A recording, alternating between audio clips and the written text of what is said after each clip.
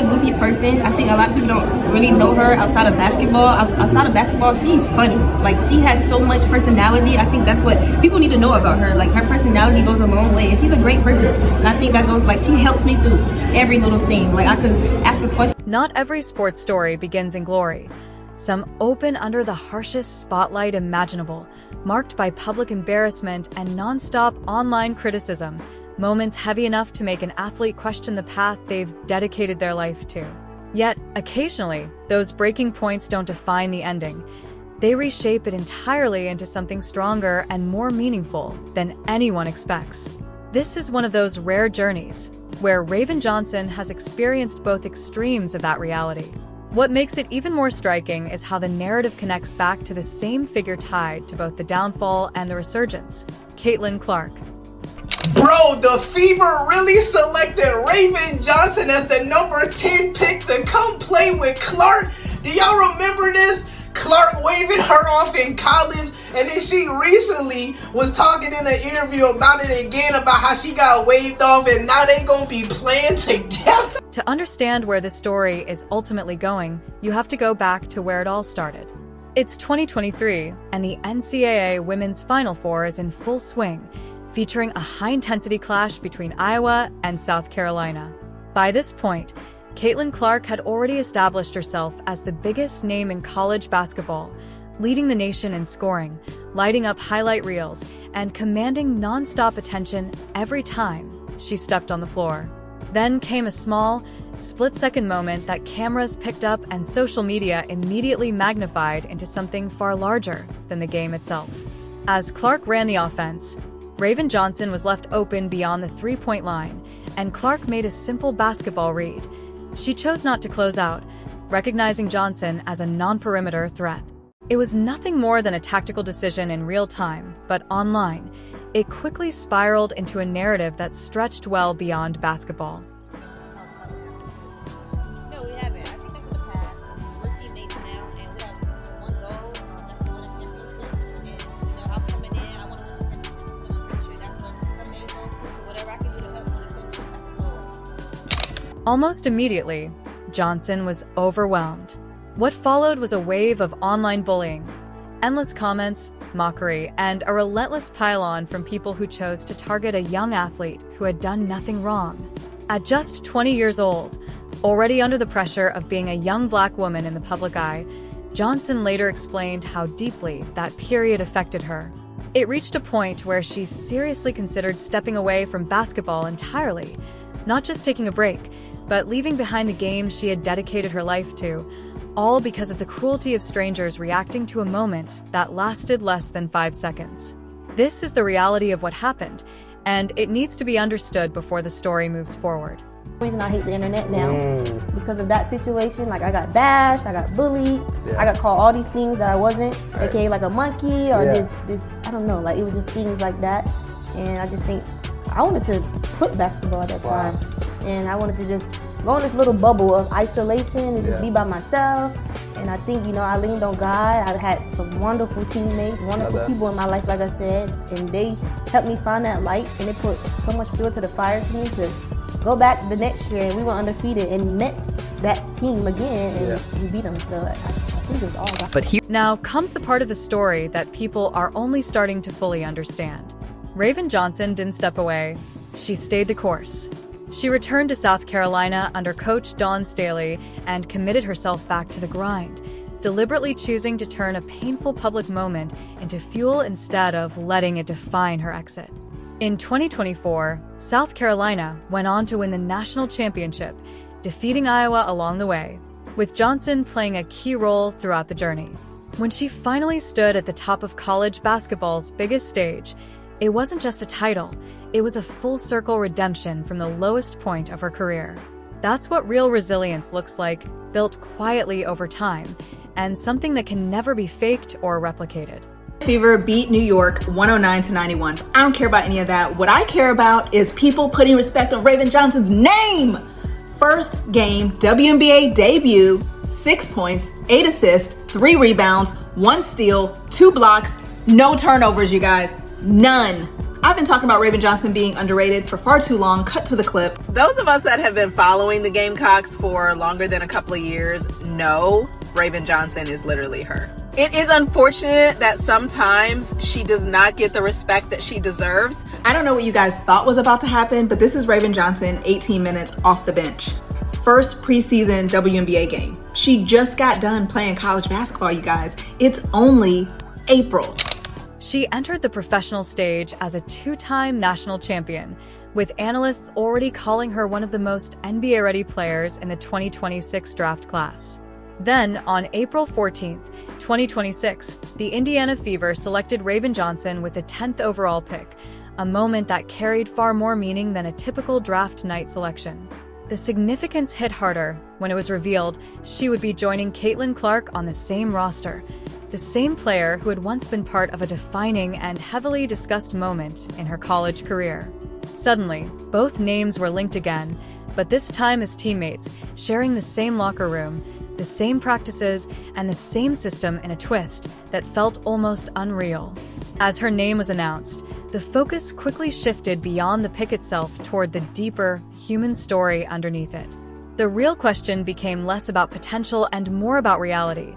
What it truly feels like for Raven Johnson to step into the same facility every day as Caitlin Clark and now build alongside the very player tied to a pivotal chapter of her journey.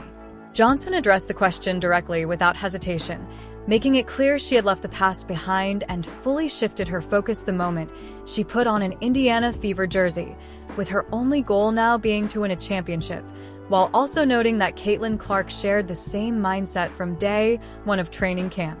She described Clark as a genuinely supportive teammate who helped her in small but meaningful ways, always open to answering questions and offering guidance, which made her adjustment much smoother, and also highlighted Clark's lighter side, mentioning her sense of humor and how it helped them bond naturally through shared laughs and an easy rhythm that made the environment feel comfortable. Since that first press conference, Johnson has continued to speak more openly about Clark, not just as a superstar name in the sport, but as a fully present and engaged teammate who is genuinely invested in the people around her and the success of the team.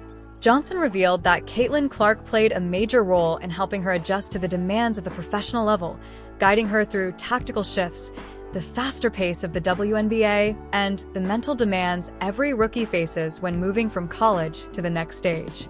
She added that she asked Clark a constant stream of questions during training, and Clark never once brushed them off, taking the time to answer each one patiently.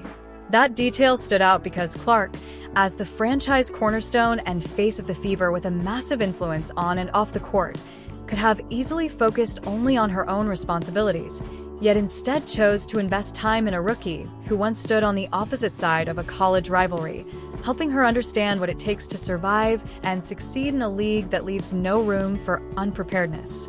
Johnson also shared a side of Clark that most people never see through highlights or statistics, describing her as warm, goofy, and naturally funny, someone whose personality lights up the locker room in a way that has nothing to do with basketball, often cracking jokes, making playful faces in team moments, and bringing a light energy that helps her teammates feel relaxed and connected. The Indiana Fever's own social media provided a clear glimpse into that reality, sharing training camp photos of Caitlin Clark and Raven Johnson interacting in naturally playful moments.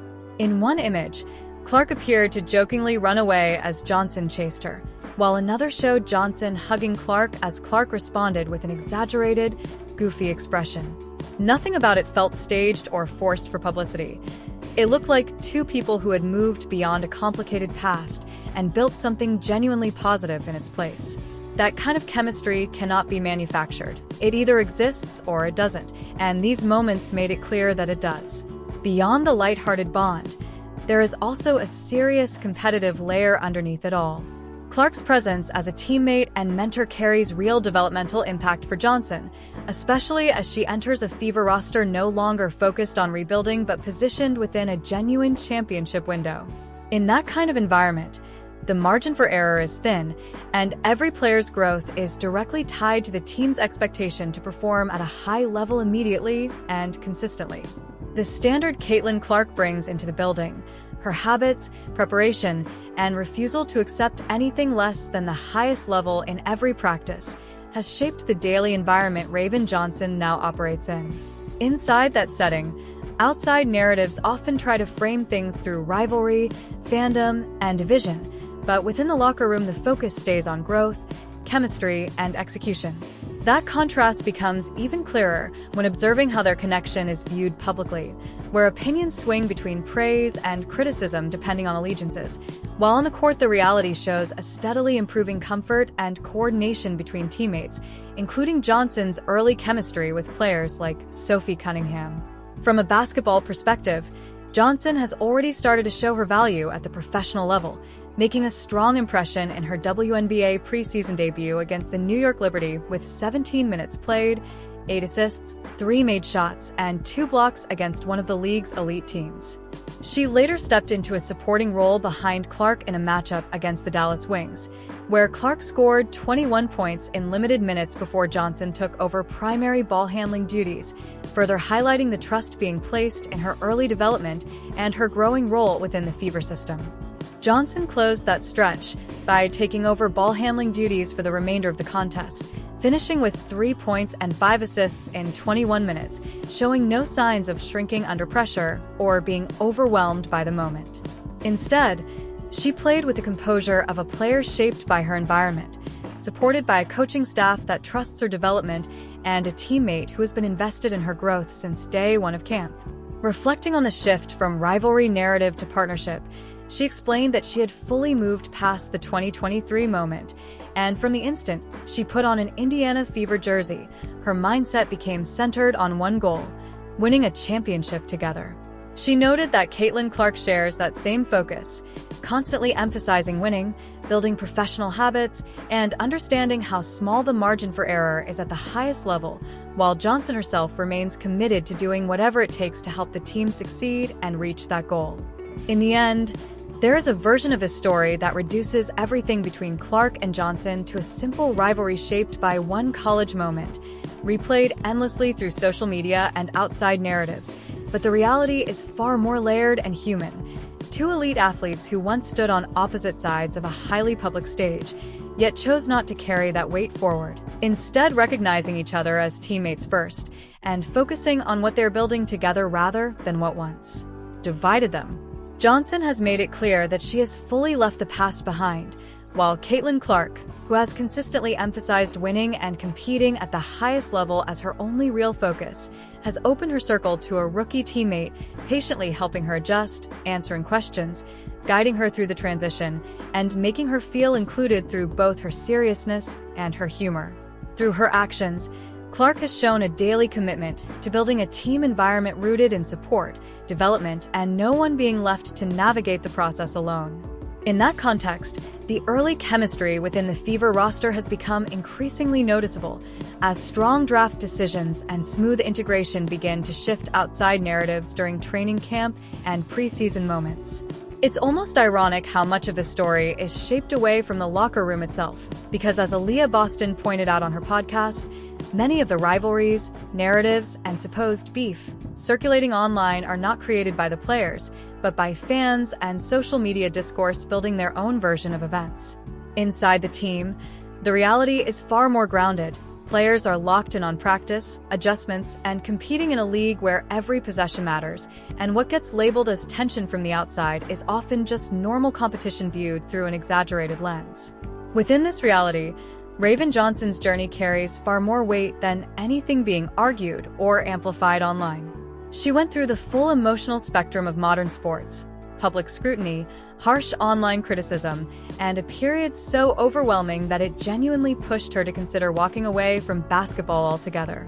Moments like that have ended many promising careers before they truly begin, but for her, it became the turning point that reshaped everything. She stayed, rebuilt her confidence step by step, and earned her place at the highest level of the game through persistence and maturity under pressure. What makes her story even more compelling is not just that she reached the WNBA, but the way she got there. Now standing alongside Caitlin Clark, the same player once loosely connected to that difficult chapter of her college career. Today, they share the same jersey, the same system, and the same goal, replacing a viral moment from the past with real work in the present, film sessions, daily reps, and chemistry being built possession by possession.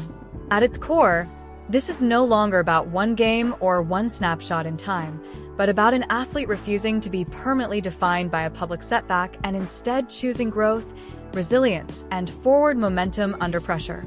And running through it all is Caitlin Clark's presence, not as a headline or controversy, but as a teammate who consistently raises the standard through her habits, reinforces it through accountability, and helps create an environment where development is constant and shared, ultimately turning an old narrative into something more stable, grounded, and focused on learning how to win together. If you want more deep, real breakdowns like this, make sure to like, subscribe, and stay tuned for the next story.